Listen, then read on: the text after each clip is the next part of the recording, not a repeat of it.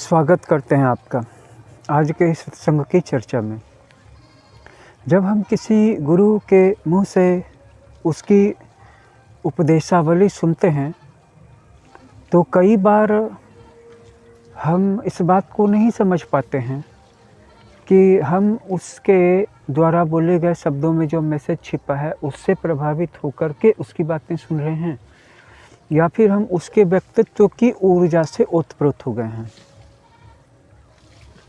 जैसे वो आपको बहुत ज़्यादा संतुलित दिख सकता है, आपसे ज़्यादा समझदार दिख सकता है, वो ज़्यादा व्यवस्थित दिख सकता है, आप मेसी हो सकते हैं, वो ज़्यादा सफल दिख सकता है, आप उससे कम सफल अपने आप को दिख सकते हैं। उसमें कंसिस्टेंसी दिख सकती है, उसमें एक प्रवाह धारा प्रवाह गति दिख सकती है, फ्लो दिख सकता है जिसकी आपको अपने आप के अंदर कमी महसूस हो सकती है। तो आप अगर उसके व्यक्तित्व की ऊर्जा से उत्प्रोत हुए हैं तो फिर ये बात बिल्कुल दूसरी है, और अगर आप उसके शब्दों में निहित सत्यों से मैसेज से प्रभावित हुए हैं तो फिर यह बात बिल्कुल दूसरी है।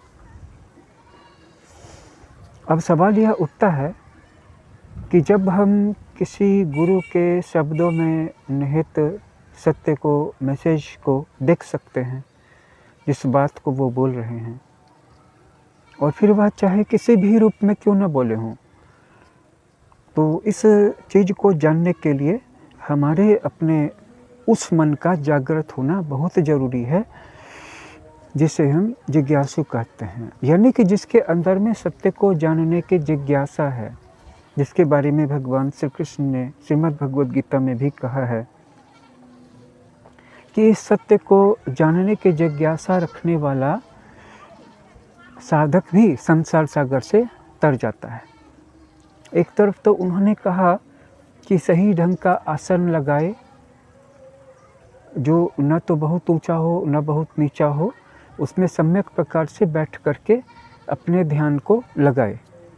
और वहीं दूसरी ओर उन्होंने ये भी कहा कि इस तरह के ध्यान की कोशिश करने वाला तथा मोक्ष के बारे में और परमात्मा के बारे में और ब्रह्म के बारे में तथा योग के बारे में जानने की जिज्ञासा रखने वाला श्रवण परायण पुरुष भी निस्संदेह इस संसार सागर को तर जाता है। तो ये बात तो सही है कि अगर हम किसी गुरु से जुड़े हैं तो उसके मैसेज को, भले ही सिर्फ मैसेज को सुनने के लिए जुड़े हैं, लेकिन फिर भी उसके व्यक्तित्व की ऊर्जा से तो प्रभावित हुए बिना भी नहीं रह सकते। लेकिन फिर यहाँ पर एक बात आ जाती है कि अगर आप किसी गुरु की ऊर्जा से प्रभावित हो करके जुड़े हैं तो यह कारण गलत हो सकता है, क्योंकि फिर आप लंबे समय तक जुड़े हुए नहीं रह पाएंगे।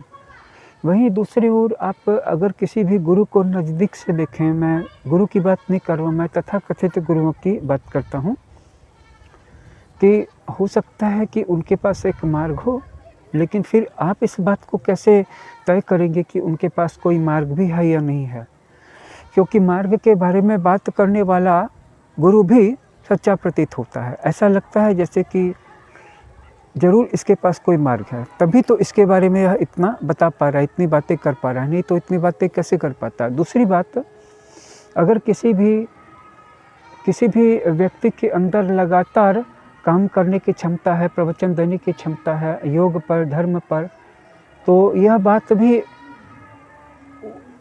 इस बात को साबित करती है या साबित करती दिखती है कि मानो इस व्यक्ति के पास ज़रूर कोई न कोई अनुभूति इसको उपलब्ध हो चुकी है, कुछ न कुछ सत्य या सारांश का ज्ञान इसके पास है, नहीं तो लगातार यह कैसे बोलता। क्योंकि लगातार कोई भी व्यक्ति उसी विषय पे बोल सकता है जब उसके पास उसके लिए समय हो, उसमें उसकी बोलने की रुचि हो। लेकिन सिर्फ किसी की रुचि है तो यहाँ पर भी हम धोखा खा सकते हैं, क्योंकि रुचि होने के साथ साथ हो सकता है कि उस तथाकथित गुरु की दृष्टि धन पर हो, या हो सकता है कि उसका सारा आयोजन इस बात पर हो कि कैसे आपसे दक्षिणा का धन ले लिया जाए, आपसे फंड ले लिया जाए, आपसे डोनेशन ले लिया जाए, और जैसे ही आप अपना डोनेशन उसको दे देते हैं वैसे ही आप उसके लिए यूजलेस हो जाते हैं। क्या आपने कभी इस बात को फील किया है कि दक्षिणा देने के बाद गुरुओं का आपसे लगाव, आपसे आग्रह, उनकी आपसे बातचीत करने का तरीका पहले जैसा नहीं रह जाता है डोनेशन लेने के बाद?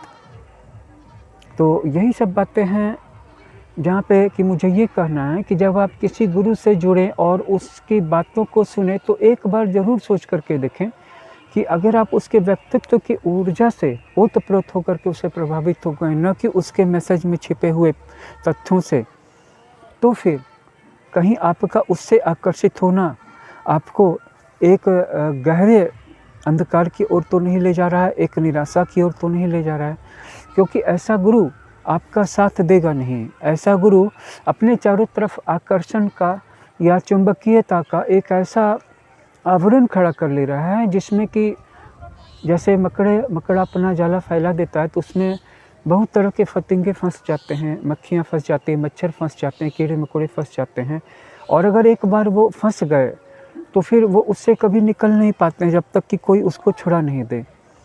तो कहीं न कहीं मेरे चिंतन में ये बात आती है कि जो लोग दुनिया में आज फेक गुरुओं के जाल में फंसे हुए हैं, उनको निकालेगा कौन उससे?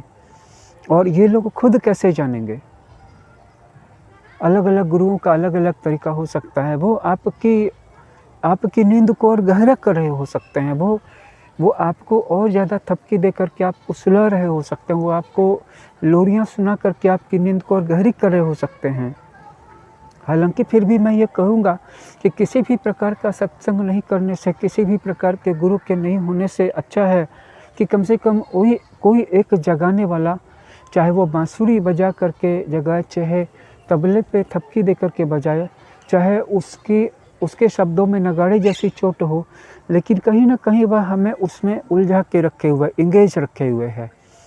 लेकिन इसके साथ साथ अपनी चेतना का भी जागृत होना बहुत ज़रूरी है, क्योंकि अगर अपनी चेतना जागृत नहीं हुई तो हम कभी भी इस जाल से निकल नहीं पाएंगे जब तक कि कोई बाहर से आकर के हमें निकाल ना दे। जैसे कोई कीड़ा मकड़े के जाल में फंस जाता है तो वो खुद जितना ज़्यादा छुड़ाना चाहता है उतना ज़्यादा और फंस जाता है, उसके पैर फंस जाते हैं, उसके पंख फंस जाते हैं। और किसी भी गुरु की आँखों में अगर लालच है, चाहे वो लालच वासना का लालच है, चाहे वो लालच पैसों का लालच है, चाहे वो कीर्ति का लालच है, चाहे वो शक्ति का लालच है, तो ऐसा व्यक्ति आपका गुरु बन करके अपनी चेतना से आपकी चेतना पर जो अंधकार की पकड़ को और मजबूत ही कर देगा।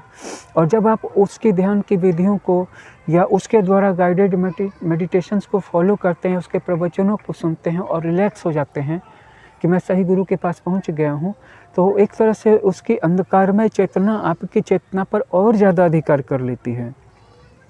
मुझे बस यही कहना है कि कबीर साहब ने भी कहा कि तुम गुरु को पहचान नहीं सकते हो, और अगर तुम गुरु को पहचान सकते हो कि कौन फेक गुरु है और कौन रियल गुरु है, तब फिर तुम्हें गुरु की ज़रूरत कहाँ है। लेकिन ऐसी बात नहीं है, बहुत सारे लोग बीच में भी हैं, और ये जो सृष्टि है, ये इसमें व्यक्ति का विकास जो होता है, उसकी आत्मा की जो यात्रा होती है, वो जन्म दर जन्म होती है, तरंगाकार होती है।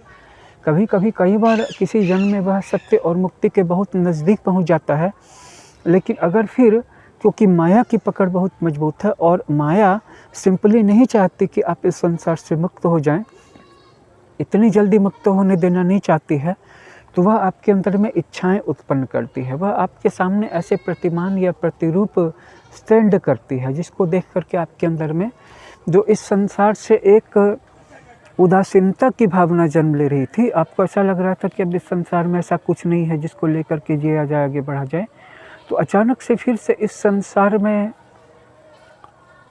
आगे बढ़ने की, जीने की फिर से एक नई इच्छा जन्म लेने लगती है। सब माया रूपी देवी महामाया माता का ही काम है, जिनके बारे में कहा गया है दुर्गा सप्तशती में, मार्कंडेय पुराण में, ओम ज्ञानी नाम अपि चितांसी देवी भगवती ही सा। तो ये जो श्लोक है कि माँ महामाया हम सभी जीवों को अपनी माया की प्रबल आकर्षण शक्ति से इस संसार रूपी में गढ़े में बार बार डुबा करके, बार बार इसमें जकड़ करके रखे हुए हैं। तो वो माया ही हमें मुक्त कर दे सकती है। और माया के बारे में मैं कह दूं कि माया के भी दो रूप हैं, एक परा प्रकृति है, एक अपरा प्रकृति है। तो जो परा प्रकृति है हम उसके भी छात्र हैं, और जो अपरा प्रकृति है हम उसके भी शिष्य हैं। और जब हम इस संसार में रहते हैं तो ऐसा लगता है कि हमारे अंदर में कुछ ग्रोथ हो रही है, और हर जन्म में हम विकास कर रहे हैं, पिछले जन्म से ज़्यादा एक्सपीरियंस इस जन्म में आ गया है। लेकिन हम इस बात को भूल जाते हैं कि जो विकास होता है वो तरंगाकार होता है। कई बार हम बढ़ते बढ़ते कई जन्मों में काफ़ी आगे भी बढ़ जाते हैं, लेकिन फिर घटने की भी बात सही है, क्योंकि ये जो क्वांटम फील्ड है यहाँ पे हर एक पॉसिबिलिटी संभव है। यहाँ पे कोई भी चीज़ एकदम से उठ करके विराट रूप भी धारण कर सकती है, और एकदम से नीचे गिर के ख़त्म भी हो जा सकती है। तो ये डिपेंड करता है कि कोई भी चीज़ हो सकता है कि अचानक से अनंत रूपाकार धारण कर ले और विराट हो जाए, अनंत हो जाए, असीम हो जाए। और ऐसा भी हो सकता है कि कोई चीज़ बिल्कुल ही गिर करके ख़त्म हो जाए, समाप्त हो जाए हमेशा हमेशा के लिए। तो क्या ऐसा नहीं होता है क्या? बहुत सारे लोग ऊपर उठते हैं फिर वो नीचे चले जाते हैं। क्यों नीचे चले जाते हैं? क्योंकि उनके आसपास किस तरह के लोग रह रहे हैं, उनकी कंपेनियनशिप किस तरह के लोगों से है। अगर आप 10-5 लोगों से प्रभावित हैं, लेकिन इन सारे लोगों को फिर वापस वो नर्क से आए हैं और वापस वहीं पे जाना है जहाँ से वो आए हैं, और आपकी आसक्ति, आपकी मैत्री उनके साथ हो गई है, आपकी फ्रेंड सर्किल उन लोगों के साथ बन गई है, तो इस बात की संभावना ज़्यादा है कि आप ऊपर नहीं उठेंगे, बल्कि अभी आप जहाँ पे उससे नीचे चले जाएंगे। अगर इसी को आप विकास यात्रा कहते हैं, अगर इसी में आपको आगे जाना है कि हम अगले जन्म में चले जाएं, आगे बढ़ जाएं, इसके लिए बार बार जन्म लें, तो ये न तो विकास है और न ये मुक्ति की ओर ले जाएगा। ये आपको कहीं नहीं ले जाएगा। ये तो आप जहाँ हैं वहाँ से भी और पीछे हट जाएंगे, और जिस लेवल पे हैं उससे और नीचे के लेवल पे चले जाएंगे, और एक बार गिरने की प्रक्रिया शुरू होगी तो फिर गिरते ही चले जाएंगे, गिरते ही चले जाएंगे। कहाँ तक गिरेंगे इसकी भी कोई लिमिट नहीं है। नीचे की भी बहुत सारी दुनियाएं हैं, और जब आप नीचे गिरेंगे तो वहाँ पर नीचे गिरे हुए नरकों में जकड़े हुए प्राणी आपको, जीवात्माएं और मिलेंगे, और आप उन्हीं के चंगुल में फंसते चले जाएंगे। इसीलिए जब तक इस संसार में है, किसी भी छोटी से छोटी चीज़ को अपने होने का कारण मत बनाइए। अगर आपको इस संसार में आना है तो आइए, अगर कोई कारण हो सकता है तो ऊंचा कारण हो कि मैं साधना करूं, मैं ईश्वर की भक्ति करूं, मैं ईश्वर को समझूं, ये ऊंचे उद्देश्य हो सकते हैं। मैं लोगों की सेवा करूं, मैं अपने लिए ना जीऊं, ये भी चल सकता है। लेकिन कहीं ना कहीं ईश्वर की प्रधानता होनी चाहिए, क्योंकि जब आप लोगों की बात करते हैं तो फिर अंत में आप उन्हीं लोगों में उलझ करके रह जाएंगे। सेवा का भाव बहुत महान है, लेकिन इससे अंततः आपकी मुक्ति नहीं होगी। आप फिर उन्हीं लोगों में फंस जाएंगे जिनकी सेवा करने का आप बहाना कर रहे हैं। और जो लोग भी सेवा करना चाहते हैं, मैं कह दूं स्पष्ट रूप से, उनको ये बात कहने की ज़रूरत नहीं पड़ती है कि मुझे सेवा करनी है। कोई भी व्यक्ति अगर सेवा करना चाहता है तो वो जहाँ पर है, जैसे भी है, वहीं पर सेवा करना चाहता है। लेकिन समाज सेवा के बहाने अगर वो कोई सामाजिक या संस्थागत ताकत हासिल करना चाहता है, या राजनीति में किसी ऊंचे शिखर पे उसकी नज़र है, मेरी समझ से हमारे देश में और दुनिया में हर तीसरा व्यक्ति राजनीति में जाना चाहता है, क्योंकि उसको लगता है कि वहाँ पर जाने के बाद उसके पास असीम ताकत आ जाएगी, और ताकत में सुरक्षा का एहसास ज़्यादा होता है। लेकिन फिर भी हम जब साधना के पथ पर आगे बढ़ रहे हैं तो सेवा को यहाँ पे होने का जरिया न बने। अगर हमें यहाँ पर रहना ही है तो बस यहाँ पे रहें, ईश्वर का ध्यान करें, ईश्वर का चिंतन करें, ईश्वर की साधना करने के लिए यहाँ पे जन्म लें। ईश्वर के अलग रूप हैं। माँ तारा है, माँ छिन्नमस्ता है, माँ बगलामुखी है, माँ त्रिपुर सुंदरी है। भगवान के बहुत सारे रूप हैं, बहुत सारे अवतार हैं, बहुत सारे स्वरूप हैं। उनको समझने के लिए यहाँ पे आना चाहें या यहाँ पे रहना चाहें। आने की क्या ज़रूरत है, हम यहाँ पे हैं ही, सिर्फ शरीर आ रहे हैं जा रहे हैं, हम तो यहाँ पर हैं ही, कब से ही हैं। और एक बात और बता दूं कि सारे लोग अवतारी नहीं हैं।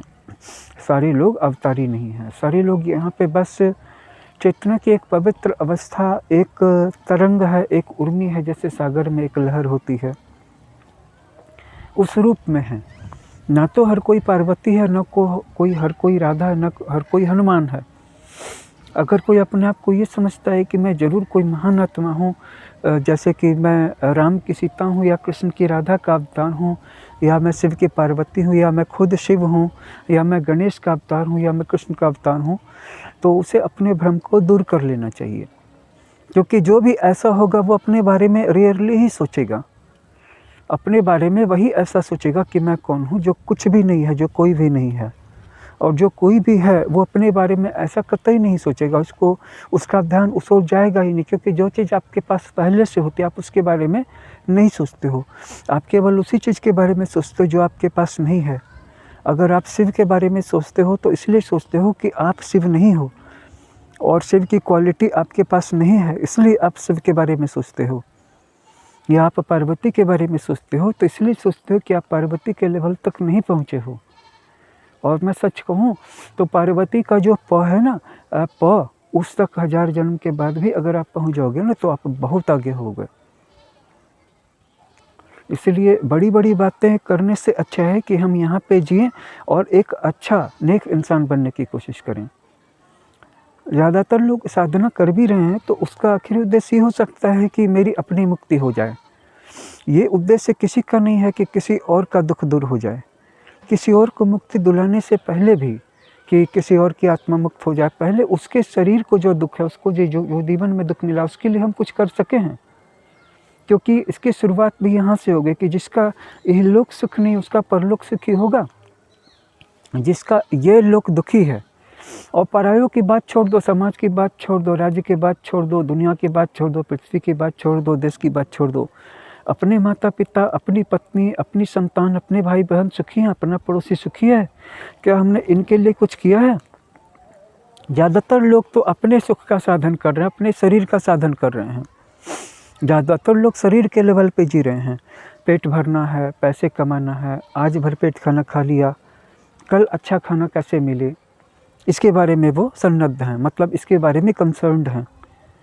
तो ऐसे लोग अगर आगे की बात करें, शिव की बात करें, पार्वती की बात करें, वो पार्वती के जो प अक्षर है उसके 1000वें हिस्से तक भी 1000 जन्म के बाद भी पहुंच जाएं। 1000 जन्म तो बहुत छोड़, मैं 1000 युग के बाद की भी बात करता हूं, पहुंच ही नहीं पाएंगे। फिर भी बातें कितनी बड़ी बड़ी कर लेते हैं लोग। तो जो हमारे पास नहीं है हम उसी के बारे में सोचेंगे, जो हमारे पास हम उसके बारे में क्यों सोचेंगे। जो अवतारी पुरुष है वो, जो शिव का अवतार होगा, वो शिव तत्व तक पहुँचने के बारे में, शिव की स्थिति तक पहुँचने के बारे में क्यों सोचेगा। एक तर्क ये भी दिया जाता है कि हम ईश्वर से चले हैं, हम ईश्वर के अंश हैं, हम ईश्वर की तरह पवित्र हैं, वापस उसी ब्रह्म में मिल जाने के लिए हमारी सारी तड़प है, हमारा सारा प्रयास है, हमारी सारी भटकन है। बात सही है, लेकिन फिर भी यह एक तर्क ही है। किसने इसको होते हुए देखा है? किसी ने इसको होते हुए देखा है? जो भी जहाँ से निकला है, अगर वहाँ तक पहुँचने की उसमें तड़प है तो यह किस तरह की तड़प है। मैं 1 करोड़ रुपए कमा चुका हूँ, मैंने उसको अपने घर में रख दिया है, अब मुझे उस अपने घर तक वापस उस 1 करोड़ रुपए तक पहुँचने की तड़प क्यों होगी? वो तो मेरा है ही, वहाँ तक तो मैं पहुँच ही चुका हूँ, वो संपत्ति तो मेरी है ही है। वहाँ तक पहुँचने की मुझे क्या ज़रूरत पड़ेगी, क्योंकि वो तो मेरा ऑलरेडी हो चुका है।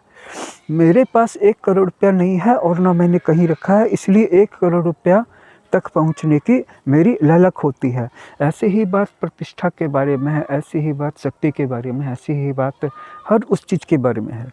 और ध्यान दो कि तुम जिन चीज़ों को पाना चाह रहे हो वो चीज़ें तुम्हारे पास आ भी गई तो इसका कोई निश्चय नहीं है कि वो चीज़ें हमेशा तुम्हारे पास बनी रहेंगी या हर जन्म में भी बनी रहेंगी। उल्टा तुम्हारे पास पहले से जो है उसमें से कुछ कुछ को तुम प्रतिदिन थोड़ा थोड़ा खो रहे हो। हम सब अपने स्वास्थ्य को खो रहे हैं, अपनी ज़िंदगी को खो रहे हैं, अपने समय को खो रहे हैं। खो रहे हैं कि नहीं खो रहे हैं? तो इस सिचुएशन में जो कुछ भी हमारे पास है, अगर जब हम उसे ही नहीं बचा करके रख पा रहे हैं तो आगे जिन चीज़ों को हम पाना चाह रहे हैं उनका अर्थ क्या रह जाता है। मतलब पहले हमें जो मिला है उसे बचा कर ही रखने का कोई उपाय नहीं है।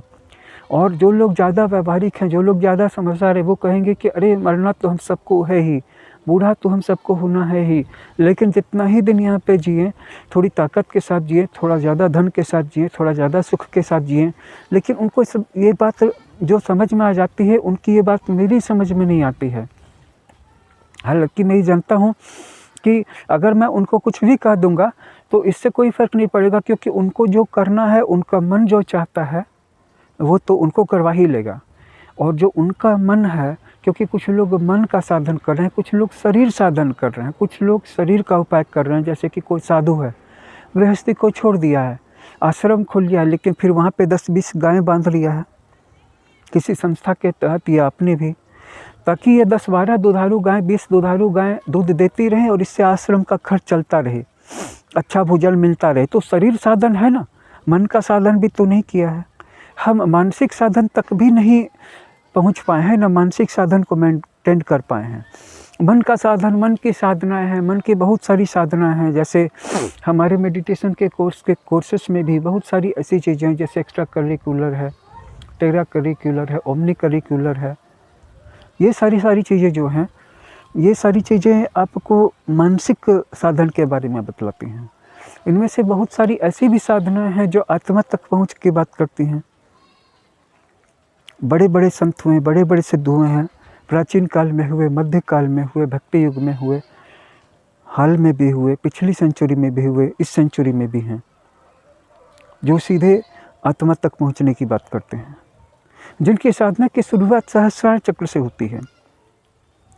तो जब हम आत्मा तक पहुंचने की बात करते हैं तो स्वतः ये मन, ये शरीर और यहाँ की आसक्ति छूटने लगती है, छोड़ना भी नहीं पड़ता है। क्योंकि जब हम अरब की बात करते हैं तो करोड़ और लाख की बात छूटनी ही पड़ती है, छूट ही जाती है। और अगर कोई, जैसे कि मान लो कि किसी के घर में असरफी की लूट हो रही है, अगर वो असरफी की लूट को रोकने की कोशिश करेगा तो कोयले की लूट अपने आप बंद हो जाएगी, और असरफी की लूट हो रही है और कोयले पर छाप बचाई जा रही है। तो इस सिचुएशन में उसको क्या कहा जा सकता है? उसको पागल और मूर्ख ही कहा जा सकता है। हम सब यहाँ पे एक दूसरे से हेट कर रहे हैं, एक दूसरे की शिकायत कर रहे हैं, एक दूसरे की रिपोर्टिंग कर रहे हैं, एक दूसरे के खिलाफ जहर बुन रहे हैं। ऐसा लगता है कि एक न एक दिन इस जहर में गिर ही जाएगा। उसको ये पता नहीं है कि ये जीवन भी उनका नरक बन रहा है और आगे का जीवन भी नरक बन जाएगा। और जो उनमें ध्यान लगाएगा, अगर उसकी सन्निधि, उसका अवधान उसमें लग गया, तो उसको भी अपने साथ साथ नरक में ले जाने की तैयारी उनकी पक्की है। कि अपने चारों तरफ घृणा इतनी ज़्यादा फैला दो, इतना ज़्यादा नफ़रत फैला दो, इतनी ज़्यादा नफ़रत फैला दो कि जो उनसे लड़े वो भी उनके साथ साथ नरक में जाए, जो उनसे प्रेम करे, जुड़े, वो भी नरक में जाए। और जिसको उनका ख्याल आ जाए और उससे नफ़रत पैदा हो जाए कि व्यक्ति कितना घृणास्पद है, कि दिन रात गंदी बातें कर रहा है, वो व्यक्ति भी, क्योंकि उसका अवधान उसमें चला गया है, वो भी नरक में जाए। तो हमारे आसपास ज़्यादातर लोग आपको ऐसे मिलेंगे जिनकी पूरी तैयारी आगे के जन्मों में नरक में जाने की है। और अगर आप भी उनकी तरह आगे नरक में जाना चाहते हैं तो इसका पता आपके मित्र मंडली से ही चल जाएगा कि आपके आसपास किस तरह के लोग हैं। बहुत तरह के लोग मिलेंगे। एक जिनकी ज़िंदगी पूरी तरह से प्रोक्रेस्टिनेटेड हो गई, स्टैग्नेटेड हो गई, एकदम ठहर गई है, ना तो कोई ग्रोथ है, ना कोई खुशी है। हो सकता है इसको वो स्पिरिचुअलिज्म कहते हो सकता है इसको वो त्याग कहते हो सकता है इसको वो वैराग्य का बड़ा बड़ा नाम देते हैं। लेकिन अगर उनके अंदर में कमी की भावना बाकी है, जैसे कि कोई मान लो ऐसा व्यक्ति जिसकी शादी नहीं हुई, तो एक बार सोचेगा कि चलो एक तरह से झंझट ही दूर हुई कि न तो परिवार का झंझट रहा, न बच्चों का, न पत्नी का। अब मैं अकेला हूँ और मुक्ति के बहुत नज़दीक हूँ। लेकिन जब वो किसी दूसरे की पत्नी को देखते हैं तो उनके अंदर में एक लालसा आ जाती है। दूसरे की खूबसूरत बीवियों को देखते हैं या दूसरी लड़कियों को देखते हैं तो उनको लगता है कि मेरे पास जो भी है लेकिन स्त्री का सुख तो नहीं है, मेरे पास ऐसी पत्नी नहीं है। और वहीं जिसकी शादी हो गई है वो इस गृहस्थ जीवन के सुख के साथ साथ इस जीवन की विफलताओं को या इस जीवन के कष्टों को भी जान गया है और स्त्री सुख में क्या रखा है इस बात को भी जान गया है। तो यहाँ पे हमें क्या करना है कि यहाँ पे हमें याद रखना है कि जो हमारे पास नहीं होता है हम उसको पाना चाहते हैं। और अगर हम सजग नहीं रहेंगे, अगर हम अच्छी बातों को नहीं करेंगे तो हमारे आसपास के नकारात्मक लोग, विफल लोग, निराश लोग और नीचे की ओर जाने वाले लोग हमें नीचे की तरफ घसीट लेंगे। वो अपनी घृणा की भावना से घसीट लेंगे, वो हमसे लड़ाइयाँ करके घसीट लेंगे, वो अपनी गंदी हरकतों से घसीट लेंगे। अगर उनसे बचना है, उनसे बच कर के ऊपर जाना है, तो किसी न किसी तरह से हमें अपने आप को ऊपर वाले मार्ग पे लगा करके रखना होगा। और ऊपर वाले मार्ग पे लगा के रखने के लिए क्या करना होगा? साधना करनी होगी। और साधना की ओर हमें क्या मोटिवेट करेगा? सत्संग मोटिवेट करेगा। और ऐसा ना हो कि हम इस संसार में भी रहें, और जब इससे भी पूरा दुख उठा लें, और जब इस संसार से कुछ ऊपर उठ करके सत्संग का मार्ग पकड़ें, तो वहाँ पे फिर किसी फेक गुरु के पास चले जाएं। जब हम किसी फेक गुरु के पास चले जाएंगे, तो वो फेक गुरु अपनी अंधकारमयी वृत्तियों से हमारे चित्त को आच्छादित न कर दे, क्योंकि गुरु को पहचानने की हमारे पास क्षमता नहीं है। और जिसके अंदर में भी गुरु को पहचानने की क्षमता आ गई, वो तो उस लेवल पर पहुंच गया जहाँ पे अपना गुरु वह खुद बन जाएगा। मैं तो यही कहूँगा कि सब करें, लेकिन अंधकारमय व्यक्तियों के जाल में न फंसे।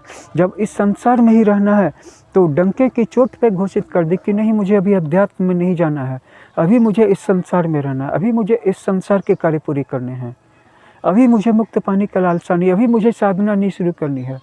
और अगर साधना शुरू करनी है, तो फिर डंके की चोट पे उसमें आगे आ जाए। पहले ये तय कर लें कि आपको करना है या नहीं करना है।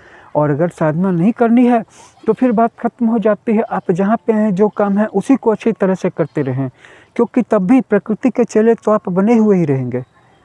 ठीक है कि परा प्रकृति के चेले नहीं होंगे, शिष्य नहीं होंगे, लेकिन अपरा प्रकृति के, माया प्रकृति के तो हिस्से रहेंगे ही।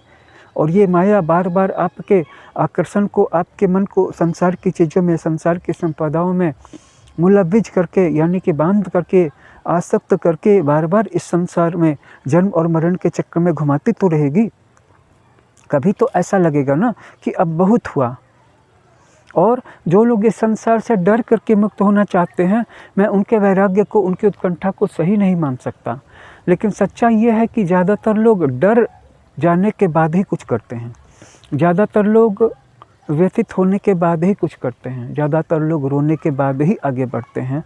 जब तक दुख नहीं बढ़ जाए, तब तक भय नहीं बढ़ जाए। लेकिन ये सही नहीं है कि ऐसे व्यक्तियों को ज़रा से भी सुरक्षा मिलेगी, ज़रा से भी सांत्वना मिलेगी, तो वो वापस फिर से अपनी वही पुरानी दुनिया में आकर के मुलव्विज हो जाएंगे, उसी में लीन हो जाएंगे, उसी में फिर से रमण करके जीने लगेंगे। लेकिन अगर आप कहीं साधना के पथ पे आगे बढ़ गए हैं, उसकी वजह जो भी हो, लेकिन अब आगे इतना बढ़ गए हैं कि उसको छोड़ नहीं सकते, तो अब आपको मैं बता दूं कि कम से कम फेक गुरु के संसर्ग में नहीं पड़िएगा। और जो फेक गुरु होता है, उस फेक गुरु का जो एक, क्या कहते हैं उसे, आकर्षण होता है, वो आकर्षण कहीं एक मैनिपुलेशन तो नहीं है, वो ऑर्गेनाइज तो नहीं है कि वो आप जैसे लोगों को खींचने के लिए बनाया गया हो, क्योंकि वो हर तरह से दिन रात इसकी तैयारी कर रहा है। और जो लोग संसार में भटके हुए हैं, जो लोग संसार में दुख उठा रहे हैं, क्योंकि संसार में बहुत सारे लोगों को जो जिन परिस्थितियों का सामना है, किसी के पास नौकरी नहीं है, किसी के पास पैसे नहीं है, किसी का परिवार अच्छा नहीं है, किसी के परिवार में कोई बीमार है, या मतलब दुखों की कोई कमी नहीं है, तो कहीं ऐसा तो नहीं कि वो उन दुखों में, उन समस्याओं में इतने ज़्यादा उलझे हैं कि उनको कोई भी व्यक्ति आसानी से फंसा सकता है। और इस फंसाने का एकमात्र सूत्र ये है कि तुम जिस दुनिया में हो, ये दुनिया तो छोड़ ही देने लायक है। चलो मैं तुम्हें एक ऐसी दुनिया दिखाता हूँ, एक ऐसी दुनिया की खबर देता हूँ जहाँ पर तुम ध्यान करके, साधना करके, जप करके जा सकते हो। अगर तुम मेरे से ध्यान की दीक्षा ले लेते हो, अगर तुम मेरे द्वारा गुरु मंत्र ले लेते हो, तो इसका जप करके जब तुम्हारी मृत्यु होगी, तो तुम्हारी आत्मा उस दुनिया में जाएगी जहाँ पे किसी भी तरह का दुख नहीं मिलेगा, जहाँ पे चारों तरफ सुख ही सुख होगा, ना तो बीमारी होगी, ना मृत्यु होगी, और ना पुनर्जन्म होगा, और जो दुनिया स्वर्ग की तरह हसीन होगी। तो इस तरह की बात कह देने से किसी को भी यकीन हो जाता है, और कोई भी व्यक्ति आराम से इस दुनिया को छोड़ने के लिए तैयार हो जाता है, क्योंकि इस दुनिया में इतनी ज़्यादा परेशानी में ऑलरेडी था, और परेशानियों से तो मुक्त वो होना चाह ही रहा था। और जो फेक गुरु हैं, वो कभी भी आपको ये नहीं बताएंगे कि मैं तुम्हें इस संसार में ही संघर्षों का सामना करने के लिए मजबूत बनाऊंगा, क्योंकि दूसरा कोई संसार है ही नहीं खास करके उसके लिए जिसने न तो इस संसार का अपना काम ठीक से किया, इस संसार को अधूरा छोड़ दिया, और जिसने न तो आगे के संसार के लिए कोई रास्ता तय किया, रास्ता बनाया। और जब तक आप आगे के संसार का कोई रास्ता नहीं बनाते हो, तब तक जो आगे की दुनिया मिलेगी भी, एक तो आप वहाँ होश से नहीं जाएंगे, मरने के बाद आप होश ऑलरेडी खो बैठेंगे, मरने के पहले ही होश खत्म हो जाएगा, और आप वहाँ पे अचेतन जगत का हिस्सा बन करके रहेंगे, यानी कि एक अंधेरे ककून में। और दूसरी चीज़ ये कि अगर आप वहाँ पे चले भी गए, जाग भी गए, तो आपको सिवाय अंधेरे के कुछ नहीं मिलेगा, क्योंकि आपने जो ये दुनिया छोड़ी थी, यहाँ पे सिर्फ घृणा, नफरत, विद्वेष, ईर्ष्या, जलन, तकलीफ़, निराशा और पलायन का अंधेरा था। क्योंकि संसार की समस्याओं को दूर करने का आपने कोई भी उपाय नहीं सोचा था। जो हमारा चैनल है और जो हमारी सत्संग का मार्ग है, वो आपको पहले इस दुनिया को ठीक करके और तब आगे की दुनिया के लायक बनाता है। आगे की नई दुनिया को आप क्रिएट करते हैं, और अगर आगे भी कोई डिवाइन वर्ल्ड है जो सचमुच में कहीं पे एग्जिस्ट करता है, तो उस दुनिया का सबूत क्या है? और जो भी उस दुनिया की बात करते हैं, तो उनको फिर इस दुनिया में कैसे आना पड़ गया? और जो भी उस दुनिया की बात कर रहे हैं, वो उसकी बात एक संभावना के रूप में कर रहे हैं, मतलब एक हाइपोथेटिकल वे में कर रहे हैं। एक हाइपोथेसिस है कि ऐसी दुनिया हो सकती है ऐसा कोई नहीं कह सकता है। क्योंकि पहली बात तो मैं पहले भी कह चुका हूँ कि जो भी यहाँ पर कह रहा है कि है, पहले तो कहने वाला ही मौजूद नहीं है, सवाल पूछने वाला भी मौजूद नहीं है। पहली बात तो है कि वहाँ पर सवाल जैसी स्थिति पैदा की गई है, वहाँ पर पहले से ही कोई सवाल नहीं है।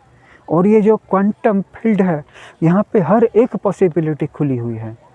ये जो इक्विलिब्रियम है, यहाँ पर हर एक पॉसिबिलिटी खुली हुई है, हो सकती है। आप एक बूंद हैं, आप नहीं के बराबर, आप कुछ नहीं हैं। आप अचानक से बढ़ करके विराट हो सकते हैं, अनंत हो सकते हैं, असीम हो सकते हैं, या नहीं तो आप पल भर में नीचे गिर करके मिट जा सकते हैं, ख़त्म हो जा सकते हैं।